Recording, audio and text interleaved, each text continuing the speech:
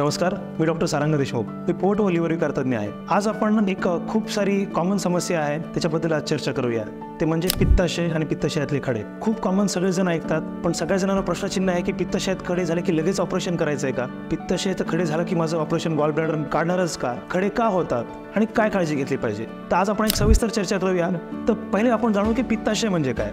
पित्ताशय म्हणजे काय असतं की आपलं फॅट स्टिंग पदार्थ पचन करण्यासाठी जे पित्त लागतं ते लिव्हर बनवतं आणि ते पित्त आपल्या पित्ताशयामध्ये लिव्हरच्या खाली जी असते एक अंडाकृती एक थैली असते त्याच्यामध्ये पित्त जमा होतं. जेव्हा तुम्ही स्निग्ध पदार्थ खाता पित्ताशय कॉन्ट्रॅक्ट होतं आणि ते बाईल म्हणजे पित्त तुमच्या अन्नामध्ये मिश्रण होऊन स्निग्ध पदार्थ पचन केले जातात. तर हे पित्ताशयाचं काम आहे. तर मग पित्ताशयात खडे का होतात? पित्ताशयातले खडे म्हणजे काय? पित्ताशयातले खड्याचे प्रकार काय आहेत? तर दोन मुख्यतः कोलेस्ट्रॉल स्टोन्स असतात आणि काही पिगमेंट स्टोन्स असतात आणि काही मिक्स स्टोन्स असतात. कोलेस्ट्रॉल स्टोन्स, पिगमेंट स्टोन्स आणि मिक्स स्टोन्स. तर जेव्हा हे बाईलमध्ये म्हणजे पित्तामधलं प्रमाण कोलेस्ट्रॉल वाढतं तर ते पित्त जास्त घट्ट होऊ लागतं. ते घट्ट होऊ लागतं, चिखलसारखं बनतं, त्याची रेत बनते, त्याला आपण स्लज म्हणतो आणि ते एकावर एक जमा होऊन ते त्याचे खडे बनतात.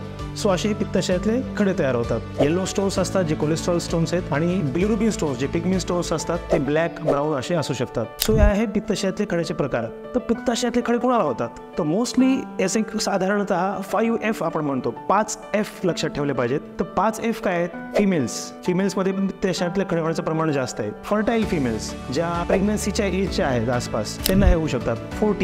40 वर्षाच्या नंतर किंवा 40 वर्षाच्या आसपास खडे व्हायचं प्रमाण जास्त आहे. फिमेल 40, फर्टाईल आणि फॅटी फिमेल्स ज्या थोड्याशा जाड आहेत, कोलेस्ट्रॉल त्यांचं तसंच जास्त आहे, त्यांच्यामध्ये पित्ताशयात खड्याचं प्रमाण असतं. आणि समहाऊ फेअर फिमेल्समध्ये सुद्धा पित्ताशयातले खडे नॉर्मल लोकांपेक्षा जास्त जाणवू शकतात. ते असे 5 प्रकार आहेत ह्या ज्या लोकांना पित्ताशयात खडे होऊ शकतात: फॅटी, फिमेल, फर्टाईल, 40s एजमध्ये आणि फेअर लेडीज. लिव्हरच्या काही त्रासांमध्ये सिरोसिस ऑफ लिव्हरमध्ये पित्ताशयातले खडे जास्त होऊ शकतात. काही आतड्याचे आजार लाईक क्रोन्स डिसीज त्याच्यामध्ये पित्ताशयातले खडे जास्त होऊ शकतात. एखाद्याने वजन कमी करण्यासाठी खूप सडन वेट लॉस केला आहे किंवा खूप आजारातून उठल्यानंतर सडनली वेट कमी झाले, अशामध्ये पित्ताशयातले खडे होऊ शकतात. तर पित्ताशयातले खडे काय लक्षणं देतात तुम्हाला? जर तो खडा पित्ताशयामध्ये बसलेला असेल तर तुम्हाला तो काही लक्षण देणार नाही, काही त्रास होणार नाही. पण जर खडा पित्ताशयाच्या नेकमध्ये अडकला तर तुम्हाला वरच्या भागामध्ये खूप सिव्हिअर तीव्र असा एक कोलिकी पेन असतो, पिळल्यासारखा पेन होतो. अप्पर ॲबडोमेन वरच्या भागामध्ये किंवा राईट अप्पर ॲबडोमेन उजव्या बाजूला वरच्या भागामध्ये खूप तीव्र वेदना होतात. त्याच्यासोबत उलटी होते.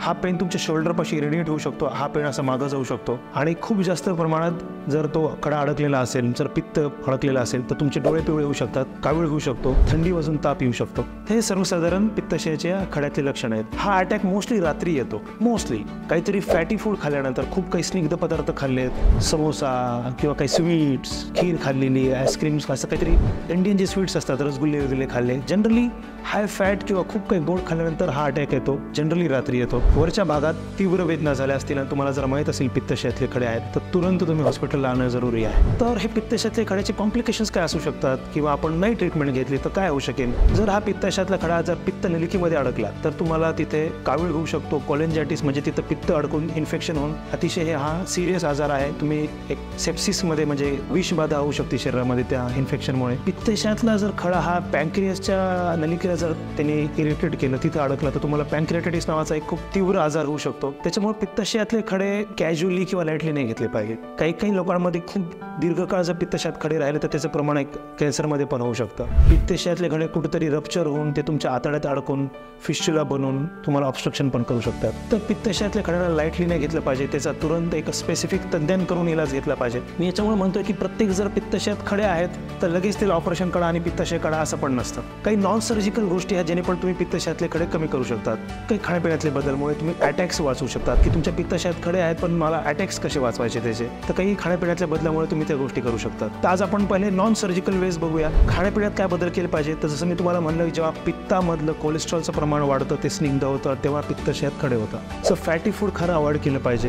तुम्ही कोलेस्ट्रॉल लेवल कमी केलेले पाहिजे. तुमच्या वॉकिंग चांगली करा, हाय फायबर रिच डाएट घ्या, भरपूर पाणी प्या, स्निग्ध पदार्थ आणि गोड पदार्थ टाळा. जनरली आपण म्हणतो इंडियन स्वीट्स जे आहेत टिपिकल, ज्यांना मिठाई खूप आवडते, असे पदार्थ तुम्ही बिलकुल टाळले पाहिजेत. कॉफी घ्या. कॉफी घेण्यामुळे पित्ताशयातल्या खड्यावर एक पॉझिटिव्ह इफेक्ट खूप आहे. बऱ्याच रिसर्चमध्ये सांगितलं गेलेलं आहे. 2-3 कप कॉफी दिवसातली घेत जा, ज्याने पित्ताशयातले खडे तसेच फॅटी लिव्हरमध्ये खूप कॉफी ही लाभदायक आहे. कॉफी हा तुमचा एक मित्र आहे. स्पेशली ज्यांना पित्ताशयात खडे किंवा फॅटी लिव्हर आहे त्यांनी कॉफीचं सेवन 3 कप जरूर केलं पाहिजे. पाहिजे. भरपूर फायबर रिच डाएट घ्या. फायबर रिच डाएटमुळे तुमचं पित्तातली स्निग्धता कमी होऊन त्याचा फ्लो चांगला राहतो. कॉल ब्लॅडरचा फ्लो चांगला राहतो, कॉन्ट्रॅक्टिलिटीचा, आणि पित्ताशयातले खडे बनण्याचं प्रमाण कमी होतं. फायबर रिच डाएट म्हणजे काय? काकडी, कोशिंबीर, मुळा, नट्स घ्या आणि पाणी भरपूर घेत राहा. ह्याने तुमचा पित्ताशयाची ऍक्टिव्हिटी चांगली राहते.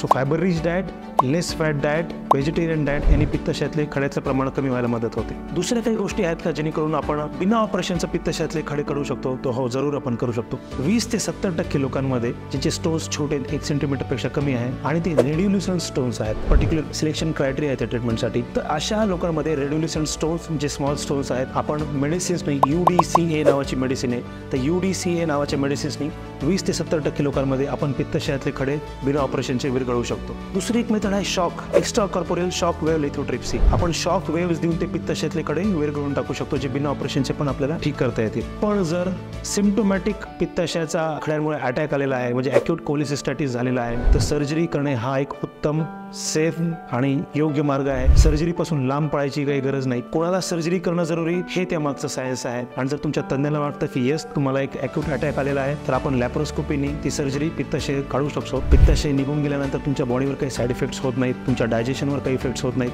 की पित्त तर बनत राहणार आहे, पित्त लिव्हर बनवतं, ते पित्त तुमच्या यात होऊन तुमचं फॅट ॲब्सॉर्प्शन पण चांगलं होऊन जाईल. सो जर अॅक्यूट एपिसोड असेल, अॅक्यूट कोलिसिस्टायटिस असेल, पित्ताशयातला खडा जर त्याच्या नेकमध्ये अडकलेला असेल आणि त्याच्या बाजूला जर सूज आलेली असेल, तर तुम्हाला लॅप्रोस्कोपीने पित्ताशय काढणं हाच एक उत्तम मार्ग असतो. काही ओल्ड एज पेशंट्समध्ये ज्यांना ऑपरेशन शक्य नाही, त्यांना आपण अँटीबायोटिक्स देऊन, सूज कमी करणारे औषधं देऊन सुद्धा त्याचं आपण ट्रीटमेंट करू शकतो. दुसरी गोष्ट, ERCP नावाचा एक प्रकार असतो. जर पित्ताशयातला खडा जर तुमच्या पित्तनलिकेत अडकलेला असेल, तर आपल्याला ERCPने एंडोस्कोपी वाईज तो आपला खडा काढावा लागतो, त्याच्यामध्ये एक स्टेंट टाकून ठेवावा लागतो, जेणेकरून जॉन्डिस कमी होतो, कावीळ कमी होतो आणि तुमचं इन्फेक्शन सेटल होतं. सो अशा मल्टिपल गोष्टी आहेत पित्ताशय आणि पित्ताशयाच्या खड्याच्या संदर्भात. तर आज आपण बघितलं की कुणाला होऊ शकतं, काय खाल्ल्याने होतं, किती प्रकारचे खडे आहेत, कुठली काळजी तुम्ही दैनंदिन जीवनात घेतली पाहिजे आणि ऑपरेशन कधी केलं पाहिजे. तरी पण तुमच्या शंका दूर होणार नाहीत 5 मिनिटाच्या व्हिडिओमध्ये. कुणाला पण पित्ताशयात खडे असतील, कुणाला पण वरती दुखत असेल, कधी ऑपरेशन केलं पाहिजे आणि कुणाला आपण औषध गोळ्या ठीक करू शकतो, हे सायन्स आहे, ते अंदाजपंच नाहीये. सो तुम्हाला डाऊट्स असतील, तुमच्या कुणाला रिलेटिव्हला, ओळखीच्या मित्रांना कुणाला पित्ताशयात खडे असतील, किंवा तुम्ही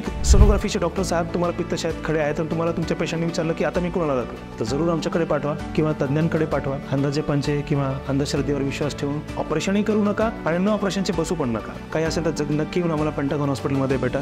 नमस्कार.